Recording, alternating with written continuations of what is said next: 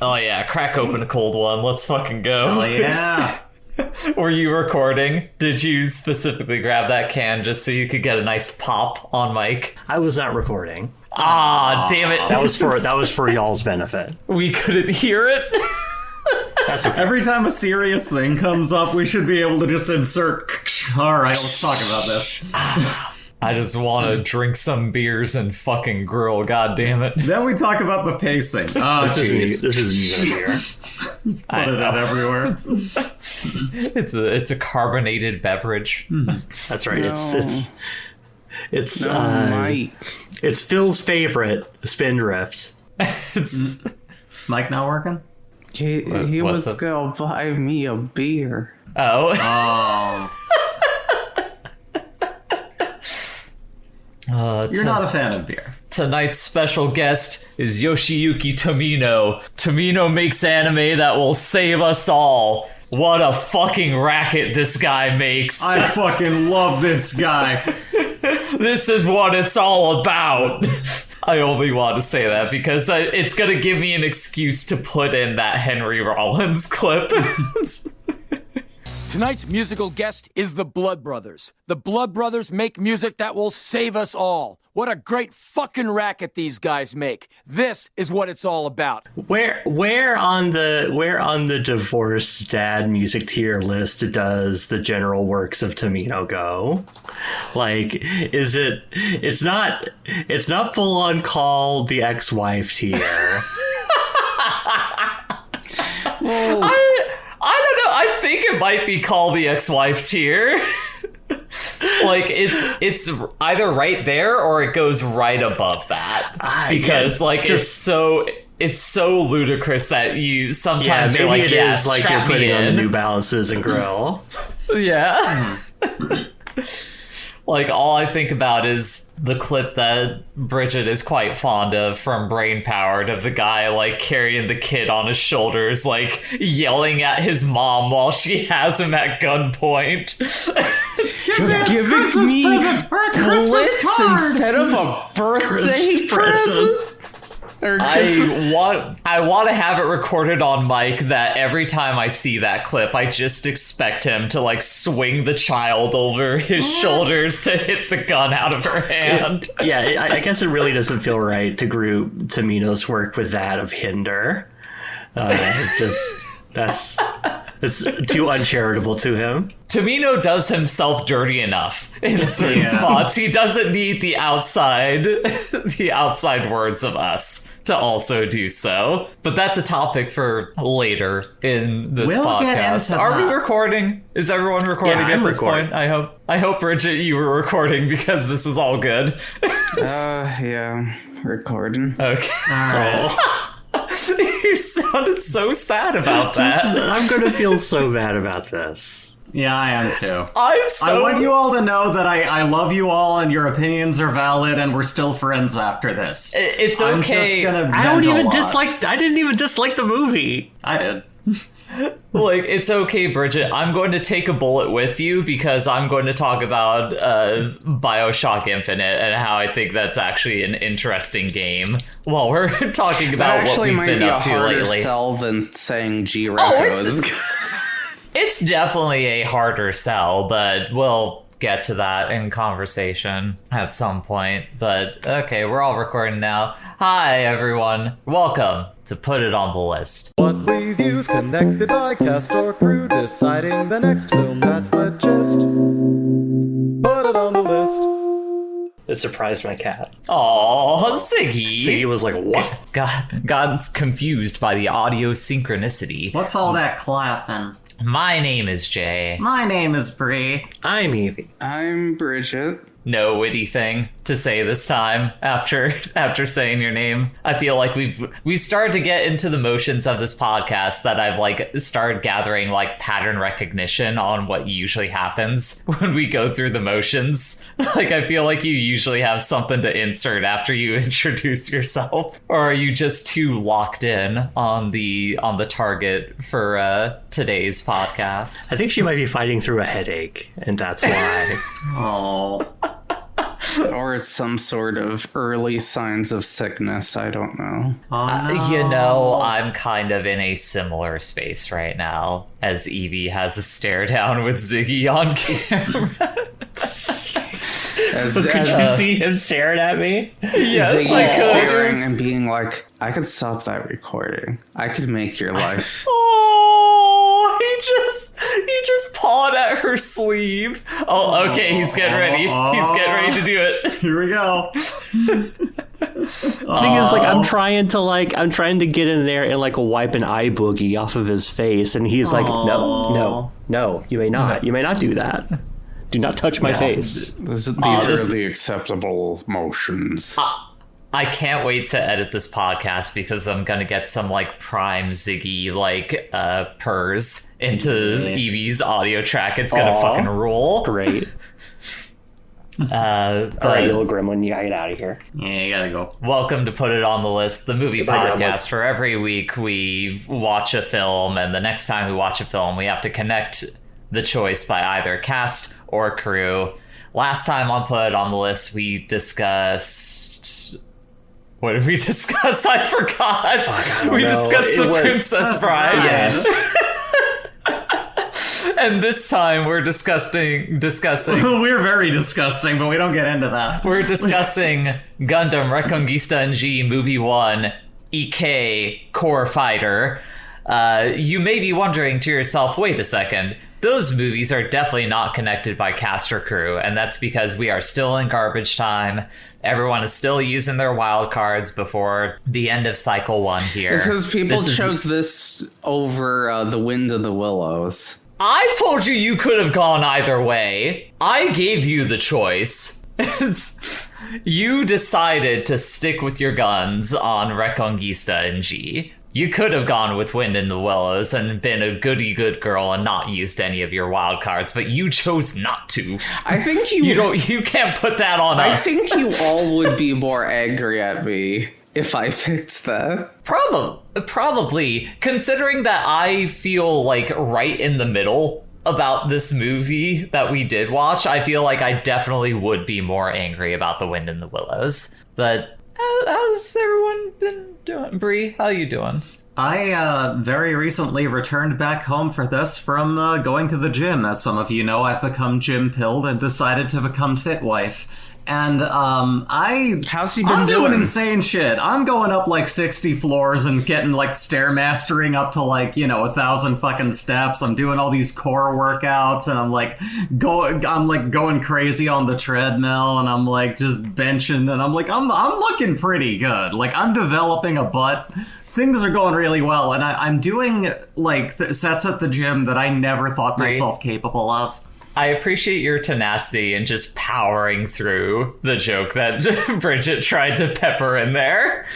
Yeah. I'm being genuine. Yeah. I'm doing it in a humorous way, but I am being genuine. I'm just making sure it's a good recurring bit, because I've done it twice in a row now. I don't even know what it is. How's Jim? We discussed this last time too. Yeah, I love the recursion. Second time, not as funny. Next time. I mean, it's building for me. It's continuing to get funnier every time it happens. Anyway, once I develop the 2B ass and I get some core muscles really showing, it's over for these bitches. Not these ones in particular. I love these girls, but like the other bit, the ones. You know the other bitches that aren't me. Well, what are you doing? Oh, it's over. It's coming. But yeah, no, I'm feeling pretty good. She's pancaking them with her dump trunk ass. Yeah, I've never been this fit in my entire life, and it's kind of crazy. But that's my life right now. She's gonna go Grinch mode on them. Is that everything that's been up with you, Bree? No, I mean, like that, like I've been a little short on doing artwork. I got to pick up on that, but I've been doing some rigging with like the VTube Studio stuff. So yeah, y'all, what's up with y'all? Yeah, Evie, anything been up with you? Still been looking for a job. It's bleak, but still making it. I saw that. Here's something to get our minds off that. Evie, I've seen you playing a lot of Super Robot Wars lately. What's going on with that? I have been. in our collective Steam account, we had Super Robot Wars 30, and so I was just playing some of that. What's your go-to Super Robot Wars character? I mean, I'm not super far into it, so I've only gotten like I've got your, create a character essentially, and the Victory Gundam, which I've never seen that show or whatever, and so it's just like, here's a kid and he's in a robot. Just like, all right, well, like the rest of them, I guess. But I believe Victory Gundam is the one where the villain is like, oh, he's a little boy. Send in a bunch of nude women. He'll not know what to do. What? Victory Gundam, also written and directed by Tomino. Victory Gundam is not known as a good show. No, didn't seem good. Despite how some of us on this podcast might feel about Reconguista, I believe that Victory is isn't that considered the worst of the Gundams that Tomino has done? If not the worst, it's definitely low. Obviously, it's not the worst things he's done, because there's Garzy's Wing, the Wings of Reen, and Brain Power. That's why I specified Gundam, because I know the track record of Tomino outside of that franchise. Not that I've viewed them personally, but just I've heard enough people talk about them and say, this shit is trash. This is bad. Garzy's Wing is at least saved by the truly terrible dub, but... Saved, in air quotes. In air quotes.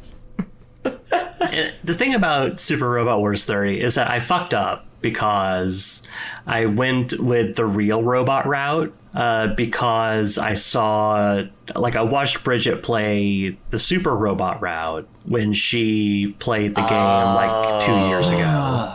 Yeah, but that's the route that has all the stuff I like in it. That's where fucking what's his name? The guy, the Tokusatsu man, the Bridget, you got to help me out here. Oh, Kashan? No. Gridman? Gridman. That's the one that Gridman's in. I didn't go that way. I went the Gundam way, and so now I gotta deal with all these children. Yeah, you're gonna have all to these fucking child soldiers. Just an image of, it's that old image of the guy holding all the fucking limes, but it's a bunch of different child soldiers. Truly, it's a whole ship full of them. It's just we're only kids, but we could be the good soldiers and man this battleship or whatever. It's just this is our time up here. I mean, at the very least, Amuro, Bellry, Lauren. I think it's Shaw's counterattack Amuro at least, so he's an adult technically, an adult with severe autism, but so, it's... Continue. We can't talk about this yet. Yeah, we can't talk about this yet. Is Amuro in Super Robot Wars 30? I believe so. He's in almost every single one. Oh, okay. Bridget, what have you been up to? I've been modding New Vegas. You gotta do a full stream of it. Do it. Well, it is planned for Saturday at least. I'll have to figure out what else I'm doing this week. Well, I mean, the other thing you're doing this week is you're doing a sick collab. That will be 2 weeks from Actually, now. the next week. Oh, excuse me. There's a chance that this episode will actually be out before that collab happens. So now's your time to plug it for once. Yeah, the timing works out. Dark Souls, Goofy. This Thursday on Xandra Vandra on Twitch. Wait, is that true? If this episode is out next week, it would be the week after. Oh, it's a couple of weeks. Okay. I thought... Abandon the bet. Damn it. Next Thursday. But regardless, continue. Sorry. Besides that, I caught up on 100 Girlfriends. Yeah. Tell us about 100 girlfriends. We got the 100 girlfriends update. Let's go. Is the meth diaper one? Is she still in the mix? How's the meth diaper one? Yeah, like in one of the recent episodes, she kissed the guy so long that she wet herself and then apologized to the Japanese government that she wet herself on live TV. And then after that, there's a character who's a mom, and she's like, oh, let me change your diapers. Because she loves to do moms. Oh, this fucking sucks. This fucking sucks. What are you doing to yourself, Bridget? It's truly a sicko show, which is why I'm like fascinated. You can't. Do you know what they say about staring into the abyss? The abyss stares back. Like, they added an athlete girl who loves baseball and is also really, really into pain. Like, she wants the other girls to pummel her with baseball bats. Good night, everybody. You know what they say about... Why do I have to repeat my point that I said a second ago? Okay, let's beat her to death with baseball. Okay. Oh, my lord. Streaming on Why? Crunchyroll. The second season Don't watch it. is over. Don't watch it. That sounds like a bad show. It's an extraordinarily weird show. Yeah, I guess if you're in it for the weird shit, watch it, but be aware that when one stares into the abyss, the abyss also stares back. It's the kind of thing you need to be built different for, derogatory. So yeah, that's interesting to hear.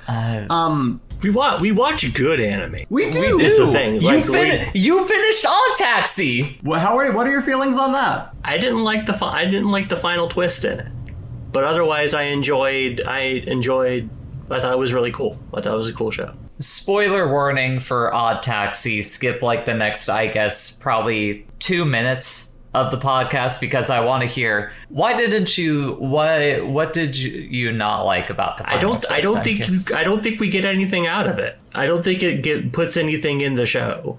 Like, I think it's just like I liked it more when I thought that all the people were animal people because it was just like a stylistic thing. Oh, that twist. Yeah, okay, that's what I mean. For sure. Like, I don't think giving a diegetic reason for all the animal people in the show, I don't think that actually works for anything. I did find it fascinating, like, at the first time I saw it, but I admit upon rewatching it a couple times now, like, it really doesn't add much. Yeah, it's mostly there as, like... a payoff for the people who, like, it's a payoff for the fucking, like, the cinema sin Andes that exist in the world who are, like, watching that show and being like, It's the red. How do you mean?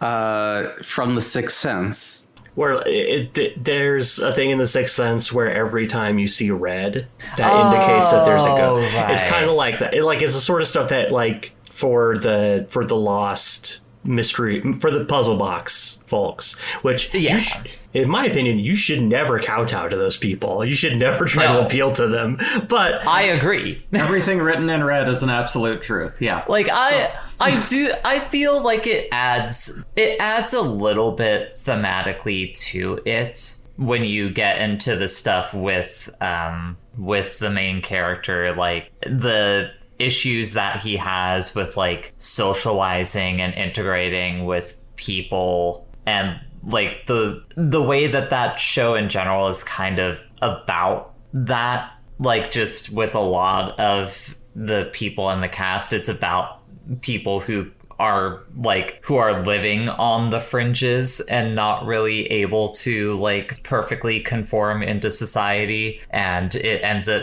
being kind of about how that specific twist is him very much being like, he is so disconnected from other people because of his neurodivergencies that like he would prefer to just see everyone as like animals, like because it's easier to like confront that as opposed to viewing them as human beings. I could see that. There's kind of like a furry reading in there where it's like you have this sort of connection to animals in a way that if you're surrounded by animal people, you feel more open to talking to them, and then he gets all like shy and weird as soon as everything's human again. And it's like, you know. Like, do I think it does a ton for the show overall with Not really. everything that the show does? Not necessarily, but I think it's a nice little pepper on there if you're someone that like likes to dig into like the thematics in works. Like, it's a neat little thread. That's why I like the show so much, and but I understand don't and dislike the twist. Like completely get your read. Like Yeah. absolutely. Totally. Like I said, it's something that can also be a very like CinemaSins Andy type thing of like, why are they all animals, but also there are like pets exist in this world. That's my grandson outside. He's not allowed in the house anymore. I just think of the DuckTales bit. I don't know what you're talking about. There's a bit in the more recent DuckTales where one of either Huey, Dewey, or Louie is feeding ducks popcorn, and there's an alien, and the alien's just looking at him, and then that, and he's like, What the fuck is this? Well, What if you rot Disney? What the fucking horseshit is this? Like, it's funny as a joke, but like at a certain point, you're just like undermining. You're just like, what we're doing here is stupid, right? Like, just like, yeah. Come on, Pluto. It's time for me to take my little puppy boy for a walk. Get on your GIMP outfit. I've spent the last week replaying BioShock Infinite. Is what I did with my time. How was that? And every time I brought it up, the main question I got from people was, why? Yeah.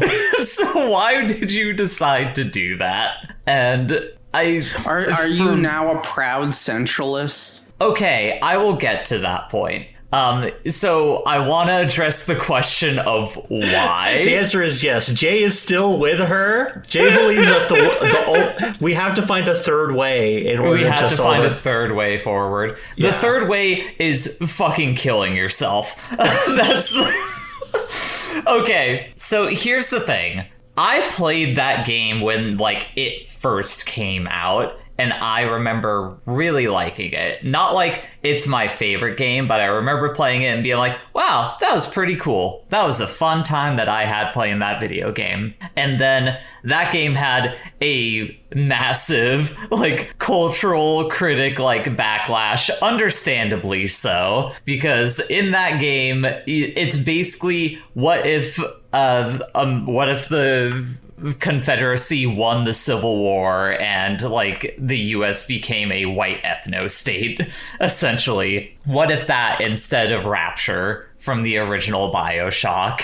And, you know, understandably, it sucks for any marginalized person that is not white that lives in this society. And, you know, there's a whole, you know, like marginalized community that organizes that creates an organization called the Vox Populi. In the story of this game, they eventually uprise, and, you know, the leader of that group, like, tries to kill the child of like one of the people in power, and in the game it does a bad job of trying to hash this out, and there's a point of dialogue that basically says like these two sides are the same, and you know it definitely is a bad look. It comes across as both sidesism. And I want to preface the things I'm about to say by saying, I think this game is sloppy as shit, and I think it fucks up a lot of the things that it's trying to do. I think it's a very interesting game, though, because I feel like it perfectly captures a kind of like liberal fatalism. Like, it is an extremely liberal understanding of like political power and like how that like pushes down marginalized groups, but it also still has that viewing of like violence begets violence, because it's generally true. That's what a riot is. When people are pushing back violently against authoritarian violence, yeah, that will just happen. However, the game doesn't seem to understand that usually what's going to happen in response to that riot is the authoritative power is just going to stamp that shit down harder. Like, in fact, these things are not exactly the same. However, because it's a game made from a very liberal like point of view, it's not able to see that far into the future. It only sees the violence begets violence thing, and it's like it's just going to keep happening. The two sides are going to keep pushing back against one another, and the game is like, the end of that game is basically like Ken Levine looking at America and being like, I don't know, maybe we should just kill ourselves. I don't feel like there's a solution to this problem. And I feel there's always another lighthouse. He never made another video game ever again. So yeah.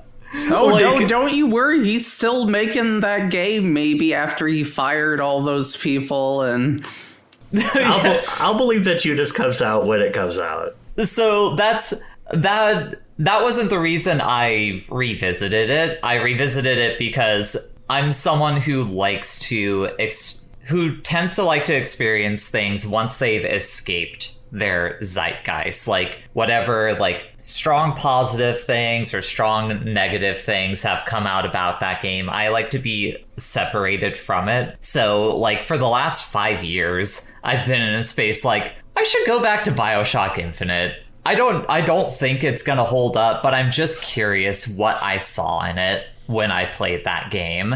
And I think that's the thing that I found so fascinating about that game, is it's so fucking fatalistic that it's an interesting like piece of like, it's an interesting cultural artifact in that sense. It makes sense to me to revisit it because I remember like enjoying the playing of that game, even if it was mostly just like, I don't know, a mess in terms of like its narrative content.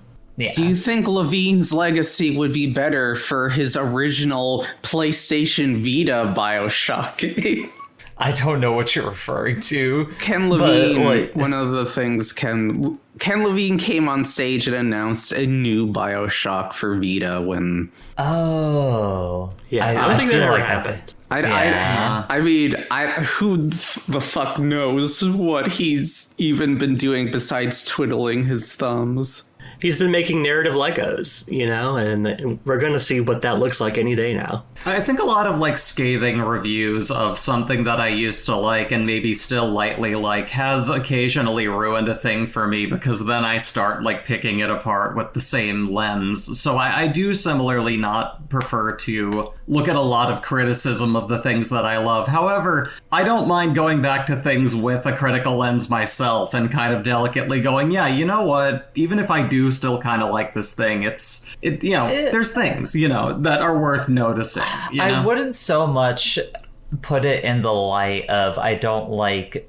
seeing looking at the critiques of the things that I like. I think it's worthwhile to do that. Mm-hmm. I just think that it's very easy to get caught up in like in the capital D discourse on a thing and let that like just too strongly guide how you feel about a piece of art. I mean, that's what I'm talking about, though. It's not just the going over the thing, but I mean, like, I've had like people scathingly, like angrily, like, meaning the worst, going after everything wrong with the things I love. And sometimes, sure, when it's coming from a place of hate and it's just like, oh, okay, so now I'm like, I don't know, that bleeds in. Like, I guess that's more what I mean then, yeah. Not so much the analysis, but just the, like, I used to like a couple of artists who were kind of, like, steampunky or whatever, or a little bit kind of like, I don't know. There's just some things I like that, like when someone goes through it with a cultural lens and beats it into the ground, I'm just like, well, fuck. Now I'm aware of that, and I'm thinking about that the whole time, and it sucks. And it's like, I don't want to. I want to listen to my music and have a good time. You just want to put on the damn New Balances and grill. Yes, exactly. So it's like, I don't know. I still like Dr. Steel. It took a while, you know? It's okay, Bree. It's like I need to admit that I can like these things, but like I've had shit around for me. Shit. For a while I just like I don't even think I can still go back to like, God, what's the other one? It's like fucking like I can't remember. Caravan Palace. Oh, I've had that torn to shreds about how like white European people have like stolen all of that culture and shit. And it's just like, I just want to listen to people jump around and have a good time. Can I just listen to that? It's not like the Beatles, who are like the AI art of black music, you know? It's like, they're having fun. It's repurposing it as something less harmful. Black people having fun. Global domination over everything. And that ends up being the issue, is what Wonder Chosen is talking about there. Yeah. So it's like, you know, but it's you know, that's the thing. It can happen. Anyways, returning back to the BioShock. I'm getting way off topic here. Yes, you are. I just want to say that when BioShock Infinite came out, I thought it was bad at the time, and I still think it's bad. Good for you. You're free to think that.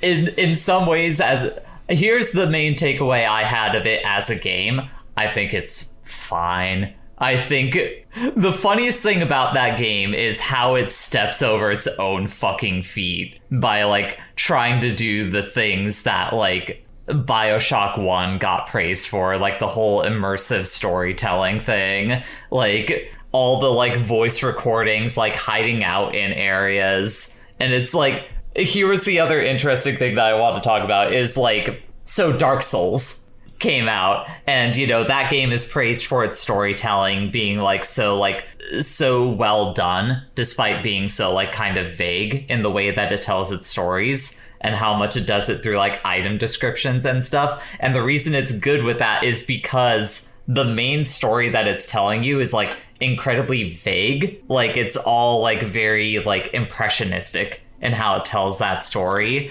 And then let me finish my point. I have a whole thing to get through here. And you know, that impressionistic stuff is filled in with like item descriptions that you find by exploring in the world. Meanwhile, you go to like a BioShock and the storytelling is kind of fucking ruined because it has like a very set, like not vague story that it is telling to you directly in the game that you are playing through. And then it has like these little details that help like flesh out more of the conflict and make it a richer story that you're just able to completely fucking gloss over and not actually intake. Like it kind of like puts the cart before the horse in a weird way. Like it steps over its own fucking feet by trying to have both of those worlds at once. So I found that interesting in a world where like Dark Souls is kind of like swept the wider gaming world. For sure. What were you gonna say, Bridget? Sorry. Well, like in the case of Dark Souls in like a lot of those games is you're effectively learning things like through archive. You are not the start of whatever thing is happening. You're walking in at the end of effectively like a war or something and trying to piece together what even is happening. Yeah. Like us coming of age at the collapse of society. It's very much like that. Well, that's the interesting thing is I think that BioShock very much kind of operates in a similar place as that. Like you are not the nexus of this happening. Yeah. But the thing is, you are still... It is wanting you to be the next... You are not the nexus of everything that's happening, but you are still being treated as though you were the nexus of everything happening. And that's where it kind of falls apart. I see. But it's a cool idea to mess around with if done right. And at the end of the thing, the guy takes the monster juice and becomes big, and it's like, wooga wooga wooga. I've still never played Bioshock 1. I can never get into that fucking game, no matter how many times I've tried. The monster juice from Space Jam 1? Anyways, we've spent far too long talking about Bioshock No, from Infinite. Arkham Asylum. Yeah. And when Joker also does the exact the period of games where it's like, I don't know how to finish it. I don't know how to end this game. What if a guy got big? What if guy injects juice and becomes big? Big man, little friend dynamic, you know? I never really thought about it. That really was just a whole ass period of games where they were like, I don't know, we were trying to tell an actual story here, but we have to have you fight a big guy. It's fucked up still how a real video that game. is. Yeah. Pretty much. Hey, Jay, how about some icebreaker questions? Sure. Oh, we got so many icebreaker questions. yes. Thank you, everyone on Blue Sky, especially Owen, who fucking spammed us with shit. First one here is more of a comment from Owen than anything else. Okay. Owen says, is this when diet pills were just tapeworms? Bridget, please watch media made any time after the 1960s. You are mentally stuck at a point 70 years ago. Tapeworm diets were a fad until maybe the 1910s, but definitely peaked in the late 1800s. What are you talking about, you bizarre person?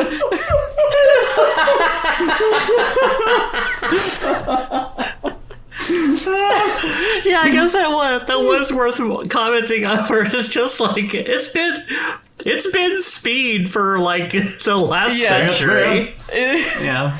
And then Owen, I think like a half an hour or an hour later, followed that comment up by saying, with a little time, I'm concerned that this may come across as unnecessarily rude, but I just want to point out that no, it's not. It's an entirely reasonable reaction.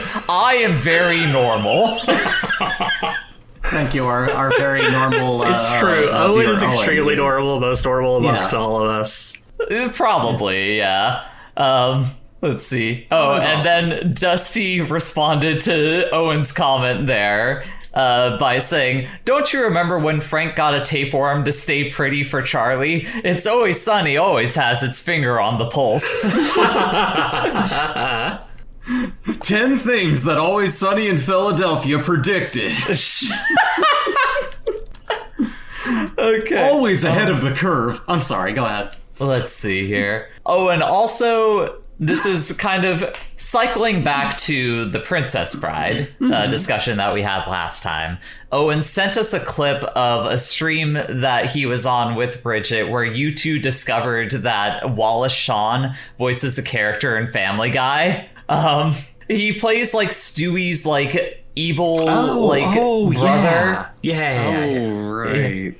Oh, God. And I mostly want to bring that up because David Lynch is a recurring character in the Cleveland Show, where David Lynch is recorded on voice track saying, Say, blood, where you get these bitches? The Cleveland Show is not something that exists still, right? No, but I think I've heard they spilled that character over into the other show. Are we sure that show doesn't still exist? I'm pretty Like, sure you can that tell one got me canceled. American Dad is still happening. You know, and that. Oh yeah, American Dad still goes strong. I feel like they canonically ended that and moved Cleveland like back into the Family Guy universe and like, you know. Okay. The Guyverse. Owen also commented saying, Evie asks for emails, but you never read my email.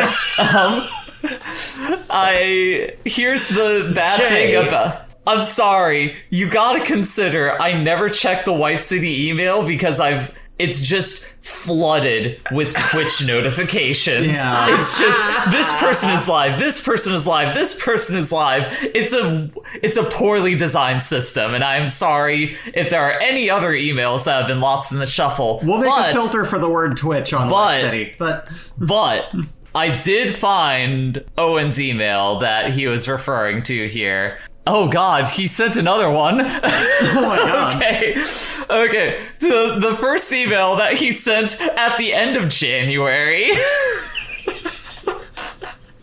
To whom it may concern. I hope this email finds you well. what do you think of all these offers this week? And he sends us a link to the all these deals page from the weekend of January's end, where, you know, they got like some oranges for like £1 and 20. I don't know what. Oh, 69 cents on garlic. Let's go. I'm just gonna say $1.29 because I don't want to get the currency wrong. We got some carrots for 69 cents a kilogram. Beef for like that's we got like some purple €2? garlic Come for on, 69 man. cents. I feel Like like it's a amazing. trap. I feel like this is... He's gonna come back and be like, it's not 69 cents, it's 0.69 I know he pounds. is. It's guaranteed. He follows this up in that email by saying, please find attached a copy of an assignment I wrote for a class last year. It's about Irish local government finances. I am not looking for feedback. I already know it's good. I have also included an MP3 of the Clash's Know Your Rights. Kind regards, Owen. Which he also attaches to, after his signature, the gif of the guy jumping and pumping his air at the Peggle 2 announcement. That photo... 2. That Photoshop he did of me as the Joker at the end of the Joker movie, like sitting across from Robert De Niro. The image of Jeff Gerstmann creeper cam, where like his head is like the top of his head is made enormous. And lastly, an image of Calvin pissing into Toki's mouth. Yes, as often seen on my streams when Owen shows up, he loves the Calvin pissing in Toki's mouth. It's a good image.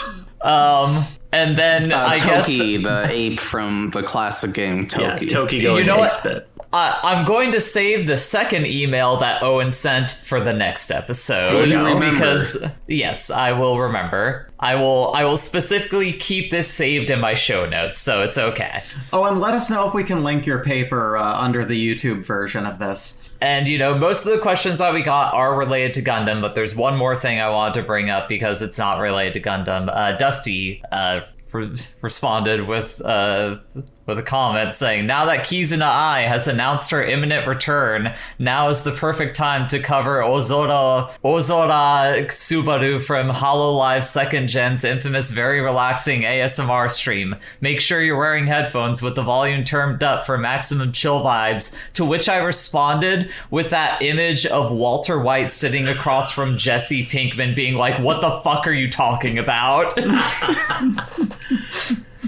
I'm sorry, Dusty. I will never watch a HoloLive ASMR stream. Congratulations for Kissing an Eye for coming back or leaving. Or congratulations, or I'm sorry that happened. Yeah, and then Dusty responded to that by saying, what if Donald Duck did ASMR? Oh my god. Oh my god, I feel so good. Oh, yeah. Actually, I take it back. That sounds pretty funny. Yeah. It feels so good. Yep, roll 'em. Oh, yeah, play with my balls. Play with my balls. Return through your hair. Oh, God, stop that. That just becomes Gollum. Yeah, I was about to say that's Gollum.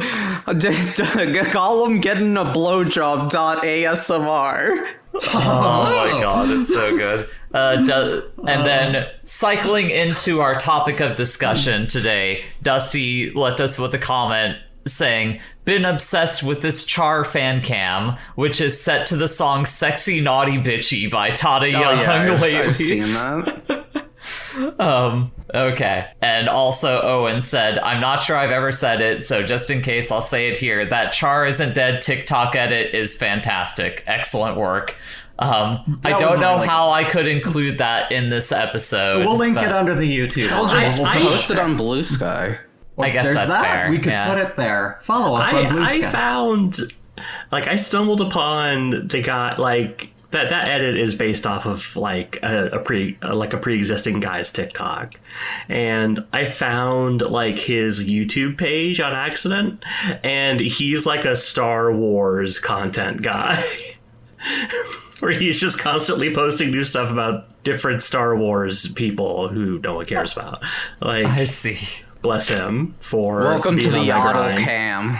We need to get him to rechoast that. You know, we need to. Okay, let's get it. Let's fucking get into this. Okay.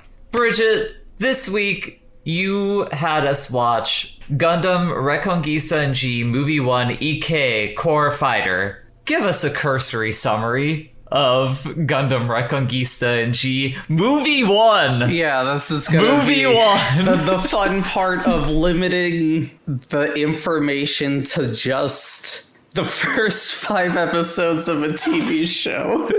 So in this movie, it basically covers the first, I guess you would call, being on Earth arc of Gundam Reconguista, in which it takes place in a world where power is effectively centralized due to resources are centralized in this area where Resources are centralized in the Vatican. Yeah, resources are centralized in the Vatican. The Vatican has a defense force specifically for, their resources. And then recently they've introduced an actual army, and that's kind of where the story starts. I wouldn't say necessarily that they've introduced a official army. It's more that they're trying to turn their guard into a military force, to spread out the Vatican, or at least It seems that's what like it feels like. their equivalent of the Swiss Guard is getting increasingly militarized. Yeah. And while they are doing their training for the Capitol Guard, pirates come to steal batteries. They come to steal some of the resources that, the Vatican is hoarding and transporting to and from somewhere else. I imagine that's part of what has not been revealed to us in these first 5 episodes of the plot, is where the resources are going to exactly. Yeah, some of the other countries and civilizations are referenced in name, but obviously they don't mean anything till we actually see them. Effectively, in this movie, it is primarily about the Vatican expanding their military might and these pirates who are under the command of Ameria, which is just America. I see. Okay, so I would like to preface this discussion by saying up front, as a movie, I think this is kind of really bad. Stuff just kind of happens for 90 minutes and then stuff stops happening with no real conclusion. At the very least with Paradox Spiral, which is another film we've watched out of context from its longer series, that movie at least feels like it has a proper beginning, middle, and ending. However, this movie is just the first 5 episodes of a show, and being a 26 episode series, you're not really getting much of an arc to this film. Thus, I'm going to give this movie, and I think we all should give this movie the benefit of the doubt and treat it like we just binged the first 5 episodes of a TV show. I want to propose that. I would have to rate this a lot more scathingly, because I feel like that deep into a show, I should know what the fuck is going on. Oh my god. Well, I coming into this pretty clean, just like where I was when we were watching Paradox Spiral. It's weird because Paradox Spiral is in the middle of a series of movies, right? Yes. But this is the beginning of a series as a movie, and I was still able to keep track of what was going on in Paradox Spiral a lot more easily than what was going on in Reconguista. Uh-huh.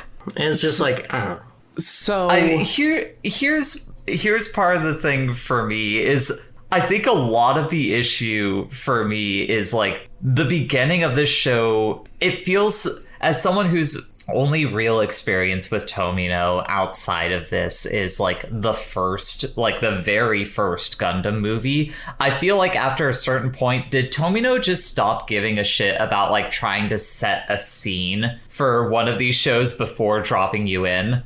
Okay. Tomino is often compared to George Lucas for a lot of reasons. One is, early on, he had other writers, co-directors, people he worked with to help write. All that is similar to Lucas. Lucas himself did not he didn't come up with Star Wars all by himself. So the answer to that is Tomino having no one to say no or adapt or... And now he's just like, you know what? There's a new character. His name is Glove Shido. My one counter to that in the George Lucas comparison is at the very least, the prequels still have the fucking text scroll in the beginning to tell you what you are being dropped into. That really is what's missing. Gundam Reconguista and G does not have that. It just drops you into a midair fight and is like, have at it. It's like a Star Wars film starts in the middle of the Star Wars film with no scroll. That is a really good way to put that. Tomino's philosophy in writing is, you know the phrase, show, don't tell? Tomino believes in not showing or telling. And you have to infer things happen. Who fails at show and tell?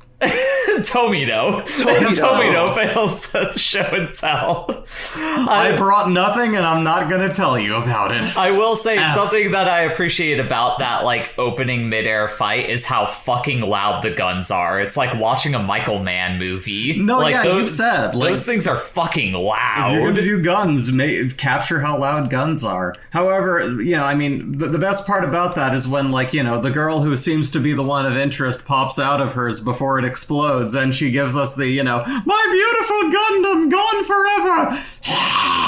Is she screaming? Is she snoring? Is she trying to breathe? What's happening there? I'm immediately like, what is this? They talk about it. It isn't explained as well in the movie, and this is where It's not explained in the movie. Don't say it's not as well explained. You revealed this to me. It's cut out of the movie. Yeah, it's cut out. Do you want to know, Evie, Bree, would you like to know why Raraya is the way that she is? I would love to know. It's because of fucking oxygen deprivation. That's why she has what she's going through, like, as she jumps out of the Gundam. It's because she's in, like, the fucking, like, highest atmosphere and can't fucking breathe. I would have liked to have that explained. I want you to know all the scathing and horrible things I have to say about that character and how she's written. I did not know that initially. Yeah, I didn't know that she literally suffers brain damage at the beginning of the movie. The fact that they didn't say it means that it's not there. Real fucking, like, Kojima, you will regret your words and deeds ass writing in this movie to, like, have the gall to cut that out and have this character behave the way that she does throughout it. Because largely this movie is trying to, quote-unquote, fix the problems of the TV show, which... It doesn't work. They didn't do that. I'm sorry to say. A common complaint about the TV show was, I don't understand why things are happening. Why? That's like fixing a leaky pipe with a hammer. What do you mean? It's so... I said this multiple times while we were watching the movie all together. To pull the curtain back a little bit, when I first watched this movie, I watched it by myself and I was pausing to take notes, like every 5 to 10 minutes or something like that. I came out of this movie feeling like, yeah, I generally got what was going on with this. Meanwhile, we're all watching the movie together and Evie and Brie are like, what is happening right now? I don't understand any of this. So I think that this series is benefited by stopping every 5 to 10 minutes to take notes, which is not how you should have to watch a show. Yeah. I was completely lost. And it's hard to get invested in the thrilling action scenes that when I have no idea what's going on and I don't really give a shit about the characters involved. I was not endeared to anyone in this. Oh, the characters are bad in this show, I think. I will get into it like a little bit later, but I think they're all bad. However, we are introduced to our actual main character in Bellry, who's given off to cycle to the thing that Bridget alluded to earlier. He's given real autism spectrum being misdiagnosed as high IQ energy, as a main character. Yeah, a very self-insert chap there. So there's a major change in this movie that was a comment about... Another one? Go on. This is Tomino trying. Key information on try, course correcting the TV show. In the TV show, Bellary is a sociopath. He does not care about people dying at all. He kills people and then just acts like fucking normal. And then one of the lines he says that's not in this movie is, "I'm shooting. Please don't get hit," as he kills people. Oh my god! What the fuck is this? Bridget! Okay, We're breaking this down and explaining it, and I understand less. What is happening? Okay. Here's the question. Here's the question I've had about this movie. Go ahead. And how it was. What Bridget was telling me about this movie before she picked it, like why she picked it. It's just like what is this movie to you? Why? What is this movie to me? This movie is fun, and it's also the only way I can think of to force you all to watch the show. Why did you want us to watch it? Because Why do you want us to watch the show this badly?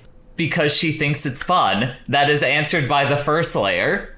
I love Gundam Reconguista in G. It is a show that half the time doesn't make sense. Bridget, you are Bellry. You are the main character saying, "Don't get in the way of my bullshit show."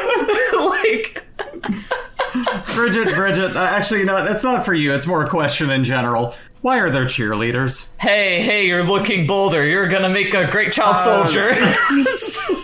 That's just more of like a Vatican thing. What do you mean the Vatican doesn't have cheerleaders? The Vatican doesn't have fucking cheerleaders. I just mean what other territories don't have cheerleaders. Every time a group of women appears in this in an attempt to have dialogue in the film, I was popping off saying, "We're girls, we're girls, we're girls," because that sums up all they were allowed to say. You saying that the Vatican, that there being cheerleaders is just a Vatican thing, does not answer the core question of why are there fucking cheerleaders? This brings me to the thing that you said something completely fucking insane on during our watching of this together. Is I can't remember, Brie, if it was you or Evie who brought up the fact that it's a high school show, and that was Bridget, me, yeah. And Bridget, you pushed back about that, saying no, it's not that. And it's a fucking military school. It's a fucking cadet school. This is a JROTC program for fucking Gundam characters. What are you saying? At the time, I was just meaning there's at least a slight difference between a defense force of an area and military expansion. Huh? The show is What does that have to do with the point that Brie was making, though? And it's very written like someone who is, say, in high school going like, man, my self-insert character is going to be so cool and so smart like I totally am. Man, if I was in, like, future Robot War School, I'd be so popular and so good at it. And all these bitches would want to fuck me, and I'd be like, why does everyone want me? Brie, I'm so busy. Brie, have some regard for the ones of us without girlfriends. How dare you? Which is a thing that a character actually says in this show, because the cheerleaders are, like, popping into the class, like, cheering and everything, and, like, the teacher is shaking his fist, like, ooh, get those cheerleaders out of here. I have so much... It's You don't so have to single dumb. me out like that, Jay. Like, they would be arrested. I didn't. Like, I realized as I was saying it, like, oh, this might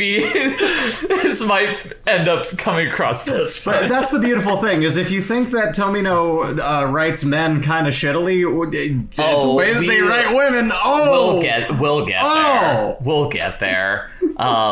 Anyways, yeah, this military cadet class is like riding their space ski lift up through the nuts, which are effectively the space elevator or the undernut.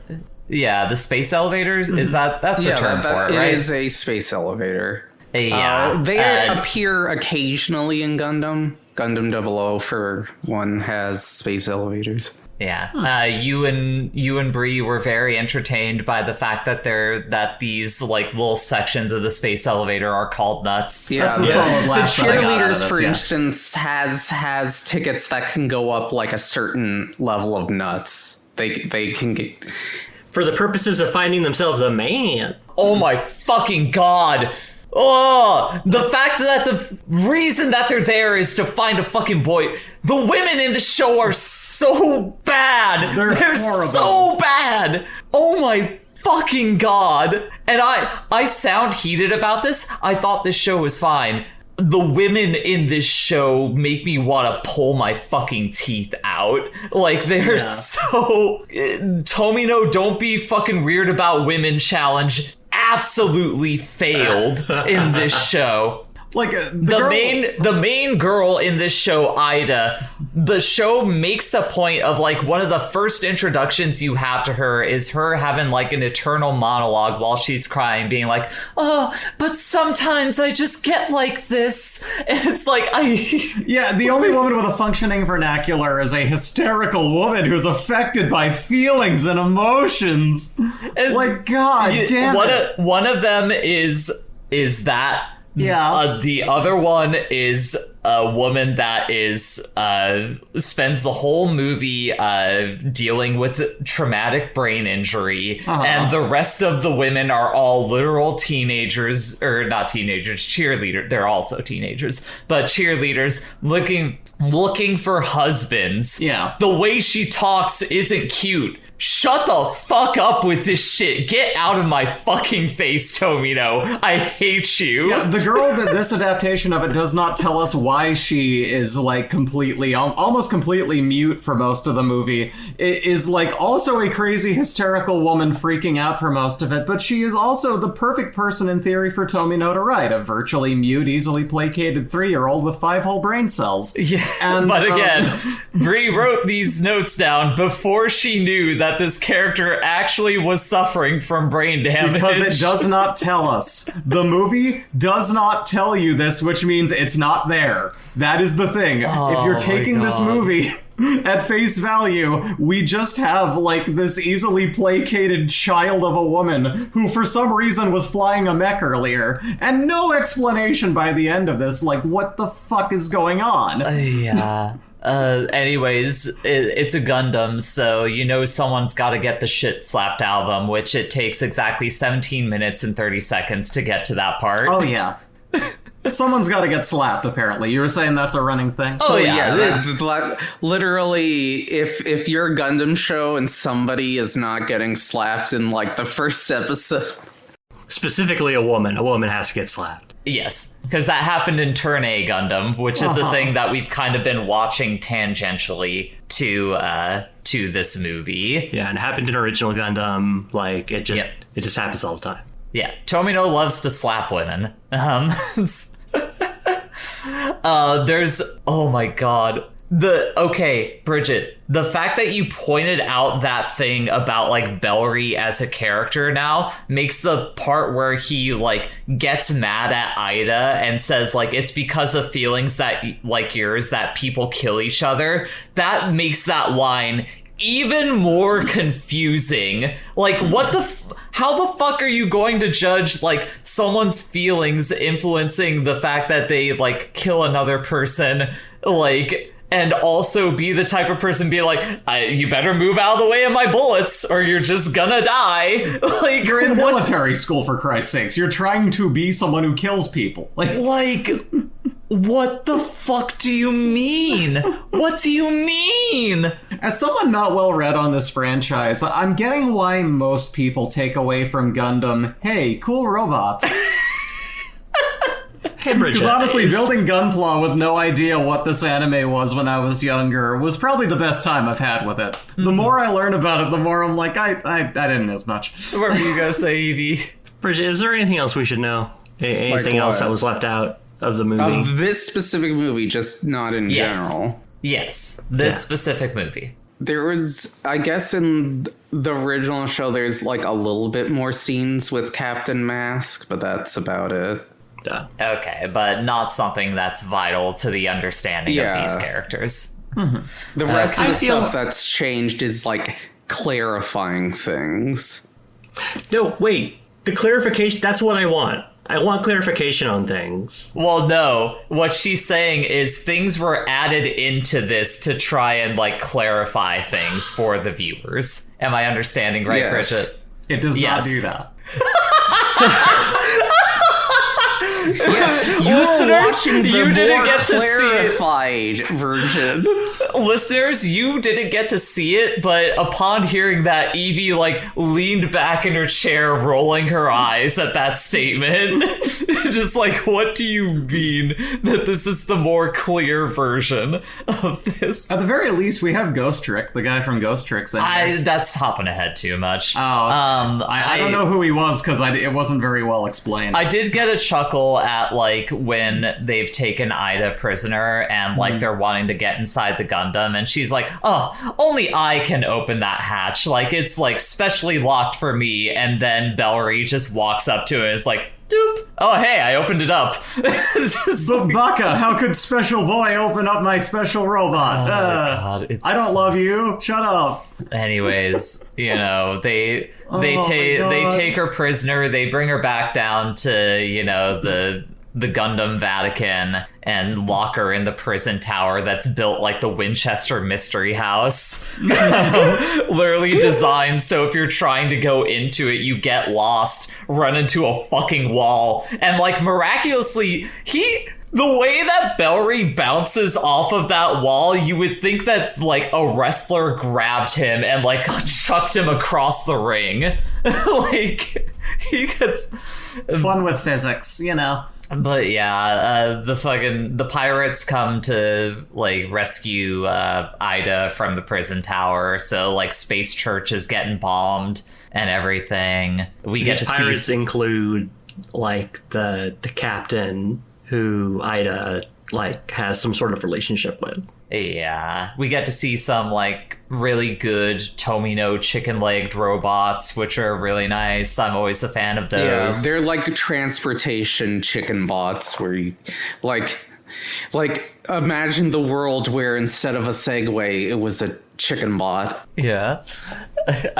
You have the moment where Bellry like hops across some like boats to get across a river, and then like the girls are following him around on their own chicken bot, and one of them's like, I'll do this with girl power, and then she barely makes it across. Yeah, how fucking progressive of you, Tomino. How girl boss. Like, do we have to go beat by beat through this whole fucking movie? We don't have to go beat by beat. I'm just like making sure that I like go over the jokes that it would that need a I coherent wrote plot for us to cover it all. For this. Like, okay, here's the okay. So this is going to be where I bring up the editing in this movie being like shit. There's one other like beat by beat scene I want to get. Sure. they are going into the prison tower and they like get up to where Ida is. And while they're doing that, there's like a mech fight happening outside of the tower. And you see them have a collision and one of them looks like it almost hits the tower. And then in the next immediate cut, it's like fucking Bellry amongst the rubble of the tower as if it did get hit, which is so fucking disorienting because this movie, to save time, does like little micro cuts in the like original show's editing where they will like see, at least when I was watching it, made it seem like they were taking out like little key bits because they're like, oh, this is dead air, we need to move on to the next thing, like get to the next, keep this plot moving, we gotta go. There is a thing that looks like it's swooping to the next thing, and then there's like a hard cut into the next thing where it looks like it interrupts a transition. Oh my god, it's like, and apparently that's not one of the places one of the cuts were made. That's just like that in the show. There's a scene. Sorry, go ahead, Evie. Bridget, you said you had a favorite thing. What's your favorite thing? Well, one of my favorite things is the continued, it's just like this weird little thing where like every single time the robots move and it's near a forest, it's like disturbing some sort of wildlife, like alligators or like parrots or flying out. Yeah. So this actually allows me to talk about something that I like about the show is I do like the overall like vibe and look and setting of this series. Like I appreciate that it has the forethought to like have it in this like kind of tropical resource heavy like setting when it is a show that is kind of rooted in like resource wars and stuff of that nature, which I feel like is gonna generally be the main conflict of this show, aside from, you know, the militarization of a religious state. Yeah, that was a good decision. Yeah. Like I like how that part of it feels. It makes it feel like when you have those like establishing like, or not establishing, but those like little reaction shots of like nature getting disturbed by the conflict that is happening. That's actually kind of a good touch. Like that is the shit that like Tomino is not good, but he has these moments where like bits of genius like peek through in understanding like that war that happens is always in the context of like a normal world around it. I'm not phrasing it well, but like we were kind of talking about it when we've been watching Turn A Gundam, and I think Evie, you might have mentioned something about this specifically either in a one-on-one talk with Bridget or amongst us, but like how when military conflict happens in like a really good Gundam, you see the impact of the rest of the world, like in the lives of these normal civilians in this world that the conflict is taking place in. And it's a very realistic thing. Like that is fucking what happens with war, unfortunately, is it's usually in some kind of like modern setting.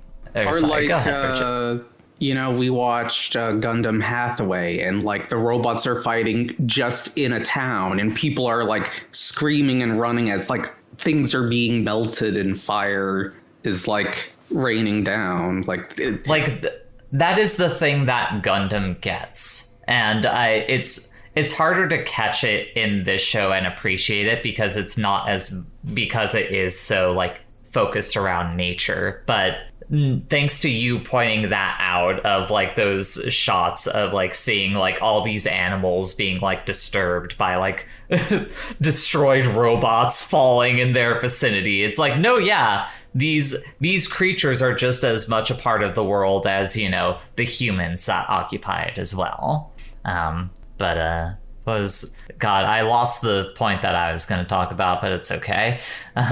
You touched on it a little bit, but I do like the I think this was a fun movie to look at. Like, I think the character designs are mostly like fun and cool. I'm not really into the design of like the Gundam itself, but for the most part, like I think like the robot they made cool robots. Oh, yeah. Wow, the robots are cool. And the people who are around the robots are also look pretty cool as well. It was weird because it looks interesting enough that my eyes were glued to the screen trying to watch it, but like my ability to cognitively collect what the hell was going on at any moment was just totally fried. My brain was shutting off because it couldn't click with anything.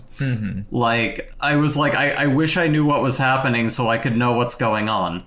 You know what I mean? Like, I'm just like, yep. I've never been so confused. So while we're on the topic of editing, so the problem with binging 5 episodes of a thing is like if the pacing of the show is not designed to like play into that, the pacing is going to hit you real hard and you're going to feel that like just being strapped down into a chair, like episodic nature of everything.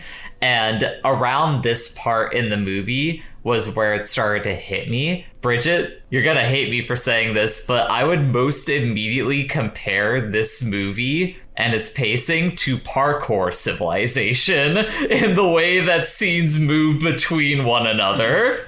That's not fair to say, because Parkour Civilization explained what was going on, if not multiple times, and thus you were able to follow what it was doing because it gave an explanation. I'm not saying the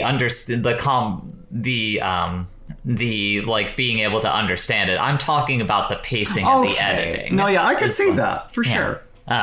But yeah, that's kind of how I feel about the editing and pacing of this movie. Bridget. Yeah. I mean, it's a compilation movie, so I can understand. My favorite character was the hippo trophy on the wall, because every time he popped up with his goofy mouth agape, I couldn't help but blurt out, "Oh!" Like, that's what he was yelling. I have some good news for you. Is there more hippo? Yes. Oh, good. Oh, that's great. That's fantastic. Bridget, I'm probably not going to ever watch Gundam Reconguista and G all the way through. I would like for you to reveal to me, is that Gundam her dad? Why does she call it Papa? Why is she looking up at that Gundam going, Pa! Pa! Why is that happening? No, that Gundam is not her dad. Okay. Is that Gundam someone else's dad? The Are we gonna talk? 1 second. Sorry, go Dog's barking. Oh, for sure. I mean, I don't know. How much do you want me to just fucking spoil the show? I'm not gonna watch it. Like, Okay. it didn't really win me over. So first of all, Bellary and Ida are brother and sister. There's no... I kind of called that from like the fact that he unlocked that like Ray Hunton code thing in the mech. Specifically, she is from Raya Monday is from basically the space organization that makes the batteries and hoards the resource in space. But yeah, also in regards to Raya Monday, the way Tomino edits things is like, in this episode she has no memory, the next episode she does. This isn't explained. You just have to infer that she regained her memory off screen. I mean, that part makes, like, once you explain the fact that, you know, she suffered from oxygen deprivation, and you kind of see that slow progress over the course of those first 5 episodes of people, like, turn into her and be like, oh, looks like you're getting better. Like, she's starting to speak in closer to more full sentences, despite also getting really obsessed with like a goldfish bowl, just holding it in people's faces. Chichimi! Chichimi! That's a good fish. Yeah, I did like Chuchumi. I meant to send Bria a picture of Chuchumi in which, in the scene, she's holding it and she's saying, "It's poop, it's poop, it's poop." Oh my god. Speaking of poop. No, I mean... That's right, we're introduced to Kim Nick, who's introduced by using the toilet. Okay, no, I need to go back to the part where Bellary is leaving from, like, the meeting with his mom, and he gets annoyed that, like, his girlfriend keeps following him around so much. Like, every single...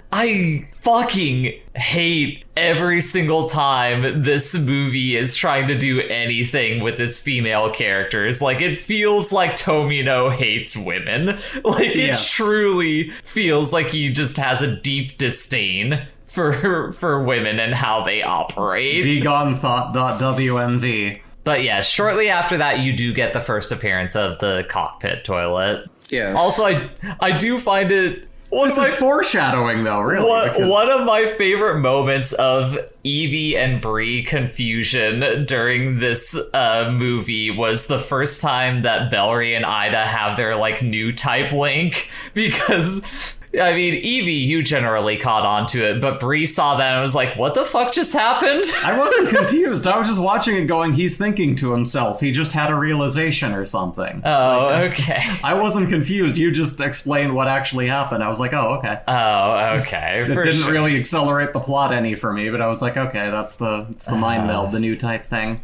I guess I have here in my notes, another thing that I kind of like about this show is that it like canonically takes place long enough after you see Gundam that like there's almost like a historical, like not reverence, but like a historical consciousness to like the mistakes of like previous like bodies of power. Like, there's a brief moment where, like, in a conversation, they kind of talk about, like, trying to avoid the mistakes of the UC era. So I think that part it's kind of neat that, like, there is that, like, historical consciousness.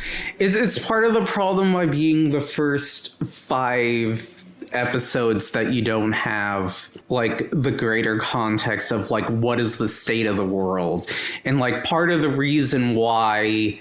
you know, quote unquote, energy resources are centralized in the place is so that planet is not destroyed, because like effectively the famine and war ravished Earth to the point that a lot of humanity just died off. Do you have any idea about the Kuntala?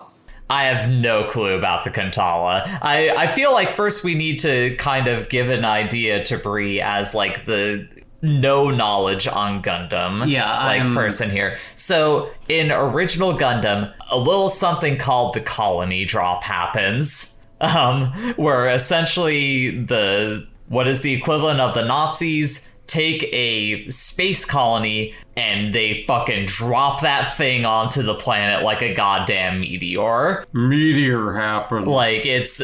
So, like, that is the level of, like, devastation that was happening to the planet during, like, the UC time frame. There was, like, a massive... What? Am I talking shit? Am I talking out my ass? No, I'm just noticing somebody launching a game on Steam is all. Are you booting up Rusty's retirement over there? No. As long as you can run the recording, it's fine. Now... I mean, I get it, Evie. Don't stick your butt out. I have a slingshot on me, and you. Why does she have a slingshot? Yeah. She's hanging for her life after falling, and she's like, "Don't stick your butt out and show off to the boys. You're indecent." Like, fuck is your problem?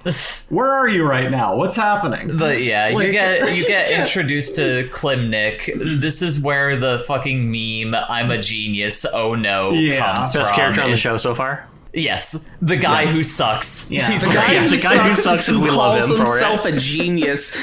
But as I said, I do like little character traits, like he does play with his hair when he's like nervous, or like as somebody who also plays with their hair when they're nervous, or I do like you relate to him. I like to see where he's like ordering people around, and like Araya is just like, you have beautiful eyes, and he's like, I get that a lot. Now move it. Yeah, like that's very funny. But yeah, there's this whole thing where they like the not the space pope, but the guy who's like one of the military, the Royal Guard commanders, like just kind of lets Bellry and Ida like hop into the Gundam and leave the facility, and he's like on the phone being like, hey, I'm just watching the Gundam getting stolen, like just doing some like political scheming in the background as a result of this. And they leave. Bellry gets diarrhea. Yep. It's maybe the most embarrassing scene I've seen in an anime before, of just this young Gundam pilot being like, oh no, Move over from the captain chair. I'm going to shit my pants. Yeah. Ladies, move out of the way and huddle around me and play fucking Punjab music, which she calls her bathroom music to like blare things literally, out. Like, there's a shot of Klimnik in his cockpit, and you start to hear the diarrhea sounds, and then it gets drowned out by the Punjab music. Yeah, and it's so embarrassing. It's just, and as I said, that scene was extended for this movie. The Tomino. Why? Why was it extended? Something worth. So we return to the question that Evie laid out early on. Why? Why were these decisions made? Why does he get diarrhea? What is the point of this? Is it supposed to be funny? Because it's not. It's not. It's deeply embarrassing. Like, it's the fact that how old it was Tomino when this came out. He was in his 70s, right? 70s or 80s, yeah. Diarrhea funny. The fact that a man in his 70s wrote this scene and was like, yeah, that's comedy, is one of the most embarrassing things that I could conceive. Is it more embarrassing that when everybody said this show sucks, he was like, it's because only children will understand? That's just weird. I mean, I don't think it's weird. I think it's him thinking that he wrote a show for children. I don't know. Okay, I think now's the perfect time to pull out some of the questions I got relating to Gundam specifically. Okay. Since you're never gonna watch the show, I just want to go into Kuntalas, which they very briefly appears in the movie. Some discrimination against. These are humans that are used as a food resource. Huh? What? I'm sorry? And thus, certain people think they have lower rights as humans. Wait, no, we need to pull this back. What the fuck do you mean they're used as a food resource? Who is this? There's a specific race of people that, like, are referenced in this show. Like, one of the girls on the cheerleader squad, the black-haired girl, is part of a race called the Kuntalas. Basically, all the cheerleaders are food resources, yes. Do you think this guy hates women? Wait, what? Wait, the entire, the cheerleaders are, like, emergency rations? They're just menchie. They're just there being the dog that they can eat if they run out of food. But again, what do you mean they are used as food resources? Because there was a lack of food and resources on planet Earth, they engineered humans as a food resource. Are we talking they're cutting off limbs and doing like some kind of ethical cannibalism? Are they just outright murdering them and putting them on the spit? What are we talking about here? You know what I hate about myself? I know what people taste like.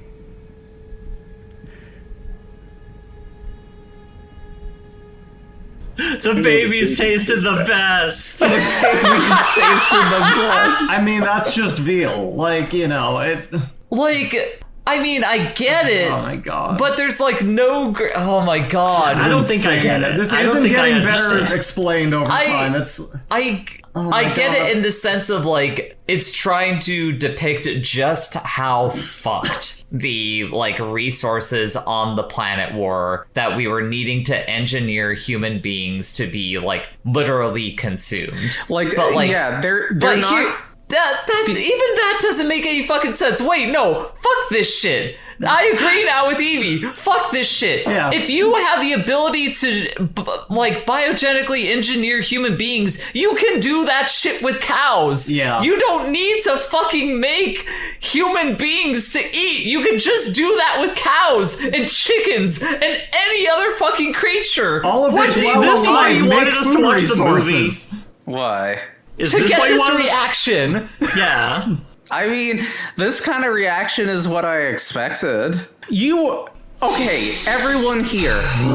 Yes. What do you think the general response to Gundam Reconguista in G was? I think it was primarily negative. Yes, correct. Yeah. Most sane people do not like this show. Okay. But I'm a genetic freak and I'm not normal. You waited so long for that. Okay, so I want to go to a question that I feel like is, mildly. Wait, hold Oh, sorry. So Go ahead. okay. I did not get a satisfying answer earlier. So were the cheerleaders emergency ration? Did they bring them aboard just so is cannibalism still happening? Cannibalism, theoretically, at the very least, is not happening ever anymore. However, there are people who discriminate against them because they consider them being a food source as a lower class of person. More so them being descended from the race of people that were made as food resources mean they're lesser. Okay. Question from Dusty, who asks, what is everyone's experience and opinion of Yoshiyuki Tomino's work? Yoshiyuki Tomino is fucking awful and also fucking great. I agree with the first part. I don't think they've ever talked to a woman, and I think they're angry about it, and I think they write women in just that way. I don't think they are angry at women. I think Tomino looks at women like an alien, like a and food does source. Not understand humans. I don't know. I think Tomino might hate women. Yeah. I think back to that brain-powered scene that you show me of him screaming at that woman about how he's never gotten a birthday present from her before. That strikes me as someone who has some deep-seated issues with women. Maybe hate is a strong word. I think hate is a strong word. However, he is very weird about women and in a very specific weird way. Not normal. You know what I mean? Yes, that's generally what weird means, is not normal. We get introduced to the pirate group. I love the vibe of the guy in the pirate group who's I say that he's got cool dad on a tropical vacation vibes, the pink button down, the green shorts and the shades. He's got the little blonde faux hawk. He's the guy that you say is Ghost Trick on vacation. There's more moments of women are so emotional. Mm-hmm. During the pirate thing. We didn't even talk about how Cahill got in that one scene. We got so swept up in everything else that we skipped over Bellry just fucking melting that man. He just smokes that guy in his cockpit with a beam rifle blast. Yeah, and Ida is unsurprisingly fucked up about it. However, sorry, you go ahead and say the thing. Yeah, she's fucked up about it, and that's reasonable for a character to be fucked up like that. But the movie makes a point of just being she is constantly, we see her crying about it constantly. Just there's 4 times after he dies where everything screeches to a halt, and we have a moment with her just crying about how much she hates that he's gone, he's dead, and that Bellry killed him, and Bellry doesn't feel bad about it. And it's just man, I get it. Yeah, insert sad violin music here. And like on that point, like the fact that the show even like prefaces that tragedy with the scene of her in the Gundam like up front being like, sometimes I just get like this. Like it makes the context of that makes it feel less like she's fucked up about it and more that she's like just an irrational, emotional woman who's crying about everything. When I shouldn't, because it's like, come on, man. Like it right fucking my womanly sucks. passions. Yeah, it sucks so much. It sucks so fucking much. Time to char 1 hour and 12 minutes and 20 seconds. 1 hour, 12 minutes and 20 seconds too long, if you ask me. You look like you were gonna say something, Bridget. You're on mute in your mic. What's up? Oh, I was just like, yep, here, this is this Gundam Shaw, which is just called Captain Mask, which one of the girls even comments is just lame. Well, it's specifically Captain, like, that character's girlfriend that makes that comment. Like, I think she knows that that's her boyfriend, and she's like, oh, God. Look at him wearing this fucking lame mask. Yeah, This is where another, like, absolutely maddening cut in the show happens, because, like, one of the, like, teachers is, like, under like a little canopy across like a field watching the guy in the mask like getting out of the mech and talking to like two commanders. you don't have to say the guy in the mask. His name is literally Mask. I don't give a shit. He sees that conversation happening, like, it's a good, like, half-mile away from him, or, like, at least a football field, like, away from him, and he, like, comments on, like, what's happening over there in that conversation, and then it cuts back to him over there with no interstitial, and suddenly the people that were on the other end of the field are right next to him. It's fucking maddening. It makes no sense. Like, the fact that the show was edited this way is just like, what are you doing? Or is any sense, like, it's why continuity is, like, important. Because, like, when you edit things this way, it just makes you feel like you're losing your mind. It's like some Stanley Kubrick in The Shining type shit. I know. Isn't that what's great about the show? Is like you feel like you're losing your mind watching. No! I already think I'm losing my mind all the time. I don't need a show to do that for me. Yeah, I don't know. Sometimes it's nice, you know, a little dopamine of mind losing. I don't tend to go through a lot of dopamine when I feel like I'm losing my mind. I was going to say this word, you keep concern. using it. I don't think it means what you think it does. LMAO at Bellry having to shove his junk into the stupid spacesuit. There's the shot of him getting into like the tight like orange pink jumpsuit, and you just have to get a nice close-up shot of his junk as he's like shoving his dick and balls underneath the zipper. My dick's too big. For those who don't know, all the spacesuits in this show have zippers, so you can easily use the bathroom. Yeah, they're basically like those pajamas you get when you're a small child on Christmas morn. Yeah, exactly. Like one of those pajamas that have the butt flap. Front teeth.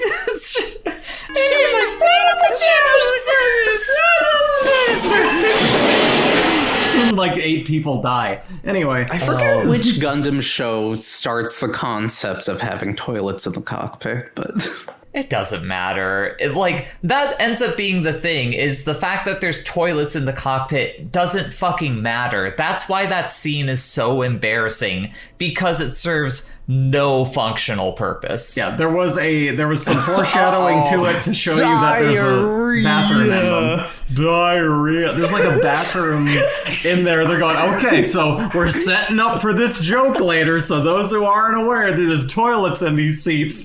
Oh man, wait till we get to this golden moment. But the joke is so dog shit horrible. that it's not a joke. It's horrible. I don't think the joke is dog shit. I think the joke is diarrhea. It's human shit. -2. You get no points for that.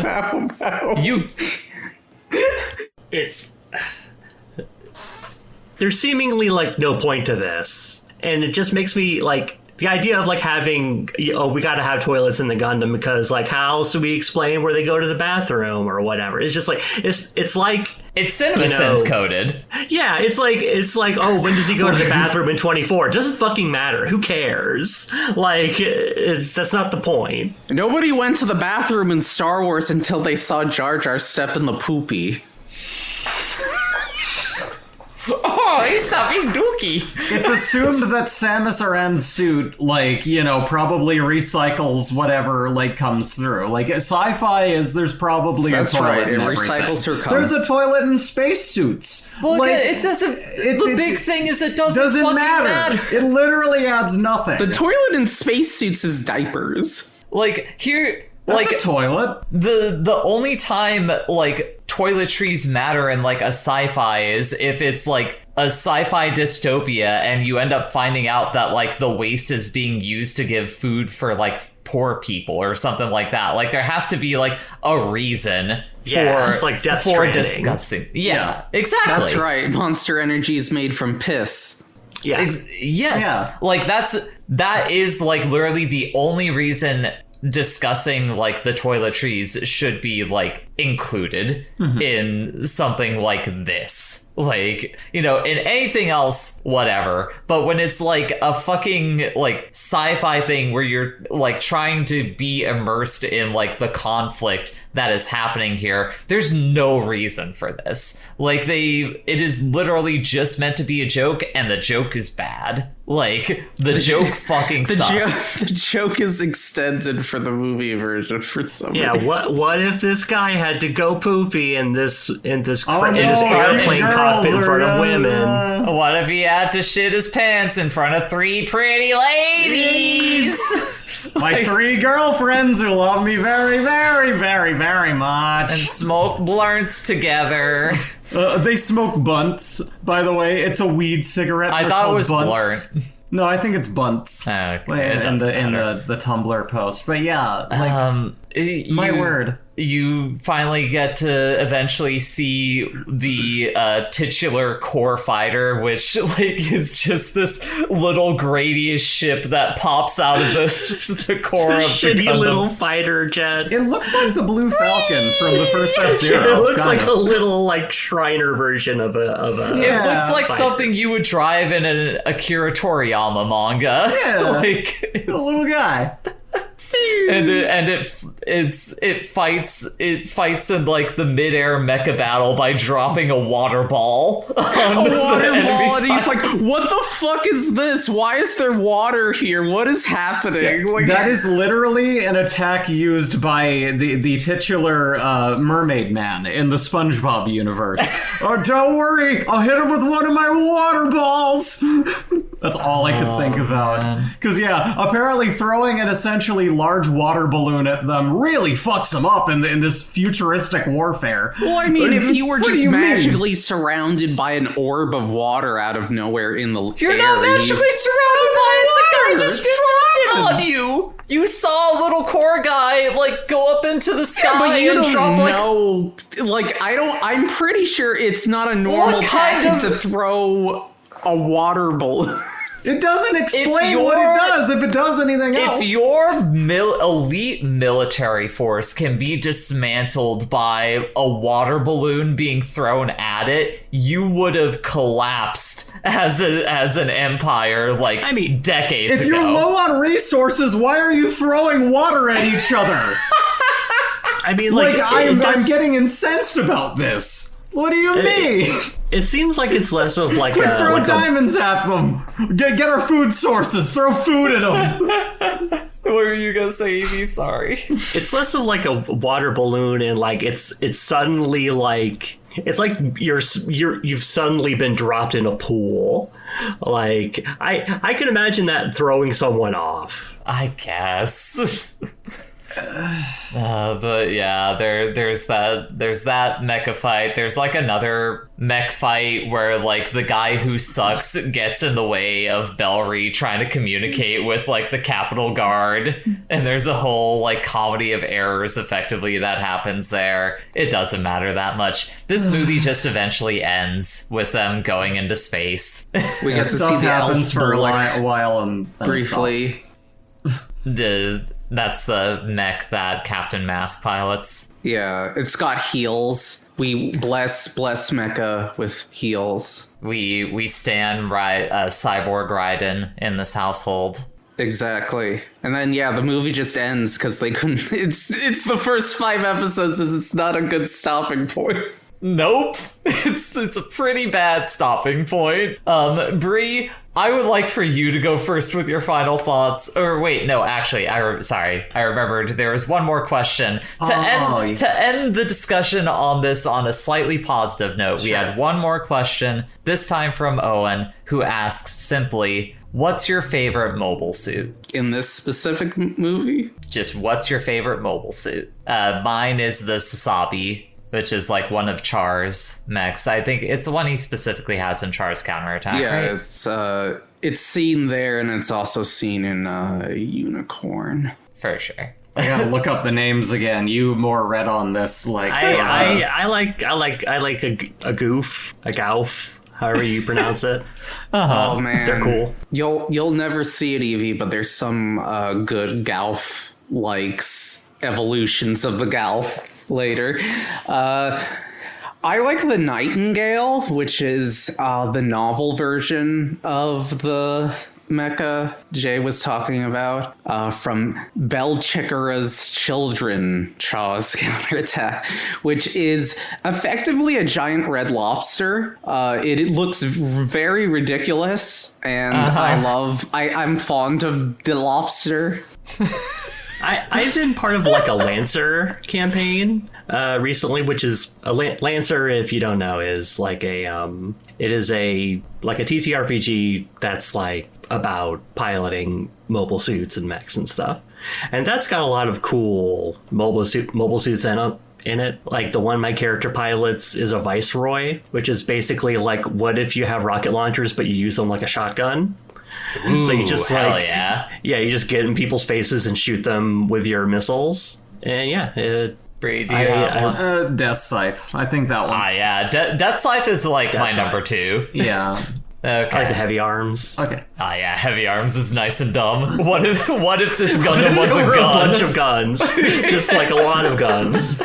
Okay, Bree, you had so much for your final notes, and yours is the most incendiary. Yes, go ahead, Bridget. Oh, I just posted a picture of the Nightingale for reference. Gotcha. That does look like a big years lobster. ago, when I was addicted to artificial cannabis, like the lab-made stuff, which in recent years has been found to resemble rat poison a whole lot closer than THC, that was the last time I was this lost watching something. Things would occur, stuff would happen on screen, but I couldn't make a cognitive tie to any direction of what was occurring in a story. Even if I watched something several times over, I was just looking at things happening and I couldn't make a cogent story out of it or understand what was happening. This was a little scary for me to return to that feeling. It actually brought that back in me. I've never been more lost, less interested, or had my brain shut off while I'm looking right at a thing being shown to me the way this did. And it was a very unique experience. And so that was... I give it no bags of popcorn. That's all I got. I'm gonna go pee. Go ahead. Okay, have a good pee. Bridget, what were your final thoughts on Gundam Reconguista NG Movie 1 Go Core Fighter? It's something where it's like, probably blasting through 5 episodes of a TV show is probably not the ideal way to watch it. But as I said, this was more of a self-indulgent ploy to just throw spaghetti at the wall and see if anything happens. I expected the spaghetti not to stick, and so either way, I'm fine, but I got to share something I love with the people I love, and that's what matters in the end. I wish Bree were here to hear that and wasn't busy pissing, because that is a nice sentiment to to have about that.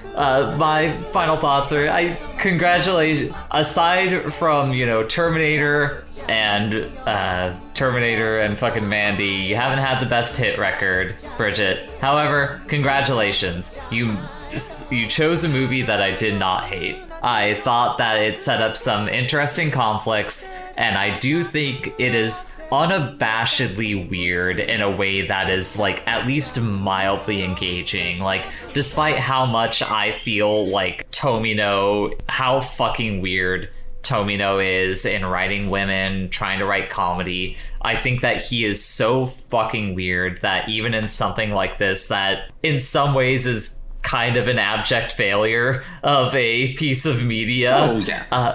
Given the general response to the show and like the concept of, okay, I'm going to redo this show in 5 movies to fix the problems, and not fixing the problems. Despite this being kind of an abject failure, I do think it manages to be so weird that it is mildly engaging for me. But yeah, that's my final thought. Evie, what's your final thoughts on this movie? Yeah, despite like my gesticulations during our recording here, like I didn't have a bad time watching this movie. Like, I feel like if this were a movie in the cinema and it's just like, hey, sit in a cool movie theater, air-conditioned movie theater, and watch 5 episodes of anime over an hour and a half, like it would, like I would have enjoyed watching this. Like, and it was fun overall, even if, like, it did not necessarily inspire me to watch more of it. I think it was, I was glad to have the opportunity to engage with this thing that you enjoy, Bridget. Well, we're here. We're getting ready for the last episode the last movie of our first cycle here. Evie, I know what you're going to pick. Would you care to reveal to the rest of the girls here and our listeners what your final selection for this year is? Yeah, I decided to pick something that I've kind of been meaning to go back to, because like I haven't seen it since first seeing it, like, I don't know, probably like 6 or 7 years ago, maybe. And I'm choosing the 2011 movie Tinker Tailor Soldier Spy, Yay! The adaptation of the John le Carre novel. Never heard of that. That'll be interesting. Yeah, it is a spy film starring Gary Oldman as George Smiley, who is kind of the central figure in tracking down a mole in the British intelligence service during the Cold War, and it's very cool. It's a cool movie. Mm-hmm. All right. It's basically Bridget's kryptonite of a film, or at least we assume it probably is. See, I've also never seen it, so however, this is Evie. I feel like amongst this entire group, you and I are the ones that are on like the most similar wavelength in terms of shit that's like our jam, and like I'm looking forward to this one, considering how much you like this film. Yeah, I'm very excited to watch it again. But yeah, that's been the podcast. Follow us at putitonthelist.bsky.social, putitonthelist.neocities.org. You can find us anywhere major podcasts are sold, and on YouTube at Wife City Productions. Please follow us there. Send us questions, comments, concerns. Share us with your friends. Tell us your fears, your address. Don't do either of those. But the ones she said, do those. Yeah. Bree, where can people find you on the internet? Y'all can find me over on Blue Sky as well, at Asnesbo, ASNESBO. You can also find my artwork and commission me to do artwork for you, or VTubers or VTuber rigging. I do a lot of stuff over there. But all of those visual creative works, you can find me over on vgen.co/Asnesbo, and you can find me there. Okay. Bridget, where can people find you on the internet? You can find me streaming on Twitch at Twitch.tv/Sasquatchilus. Okay, she pulled it back. I was gonna say she broke the streak, but no, she got it. Where I play things like Slayers and Amiga. And you show tits on stream. No, I don't. I do not. She is lying. Not 5 times. Yeah. It's never happened before. Never happened. Certainly hasn't happened 5 times before. She's never accidentally shown a dead body 3 times in a row. 3 times? I've only shown it once. Wait, no, that's incriminating. Yeah. Nice. Anyway. And I'm also on Blue Sky, I guess, if you want to see me post pictures of anime or porn or anime porn. Sassietti.bsky.social. That's right. Evie. Oh, sorry. Never mind. Finish your thought. I also forgot to say, the Tomino work that is the most like G-Reco is, of course, Overman King Gainer. Okay.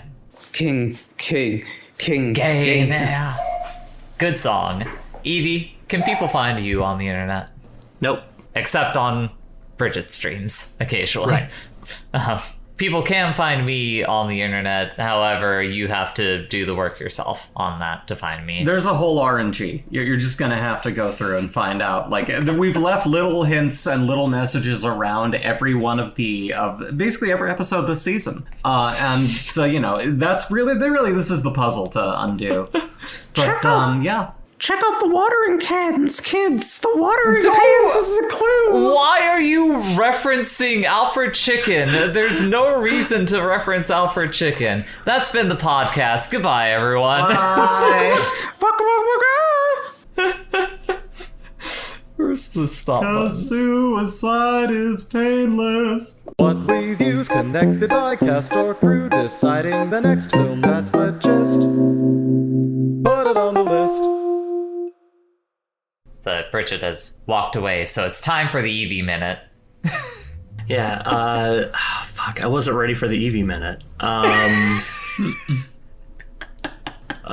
just tired, y'all. I don't have anything to say. Okay. That's alright. Oh, man. I can't believe I talked that long about BioShock Infinite. Yeah, sure did. You fell for the trap.